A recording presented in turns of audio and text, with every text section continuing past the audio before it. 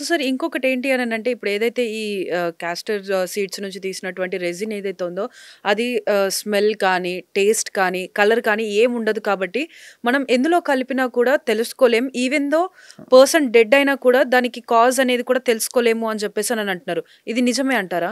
అంటే మనకి ఎట్లైనా పోస్ట్ మార్టంలో తెలిసిపోయిద్దండి. ఓకే. పోస్ట్ మార్టంలో రీజన్ అయితే కాజ్ ఏంటనేది మనకు తెలిసిపోయిద్ది. ఎందుకంటే మనకి ఆర్గాన్ డ్యామేజ్ అనేది తెలిసిపోయిద్ది కదా! ఇప్పుడు హ్మ్. జనరల్‌గా మనకి ఆర్గాన్స్ చెప్పినా కదా! Kidney, liver and spleen will be affected. So, ఈ ఆర్గాన్స్‌లో మనకి ట్రేస్ ఔట్ అయిపోయిద్దనమాట. అంటే కొన్ని కెమికల్స్ ఉంటాయండి. హ్మ్. దాని ద్వారా మనము అంటే బ్లడ్ టెస్ట్, యూరిన్ టెస్ట్ చేసినప్పుడు మనకి ఇది బయటపడిద్దండి. హ్మ్. తెలిసిద్ది. కాపోతే ఏంటంటే ఇప్పుడు లార్జ్ నెంబర్‌లో అనుకోండి. హ్మ్. మనకేందంటే మనం maximum we try to save the people అదే ఆలోచనలో ఉంటామనమాట. జనరల్‌గా మనకి మోస్ట్ ఆఫ్ ద టైమ్స్ ఏందంటే ఈ సైన్స్ అండ్ సిమ్టమ్స్ వల్ల హ్మ్. మనకు అర్థమైపోయిద్ది. అంటే వాళ్ళు ఏం తీసుకున్నారు పాయిజన్ అనేది. ఎందుకంటే మనం ఎవరైనా హాస్పిటల్‌లో అడ్మిట్ అవ్వంగానే ఫస్ట్ ఏంటంటే బ్లడ్ టెస్ట్ చేస్తారు. హ్మ్. యూరిన్ టెస్ట్ ఇవన్నీ చేస్తుంటారు. సో, వాటిట్లో ఏంటంటే జనరల్‌గా ఇది బయటపడిద్ది ఇది. ఓకే. పలానా సబ్స్టెన్స్ అని దీనివల్ల అనేది బయటపడిద్దనమాట.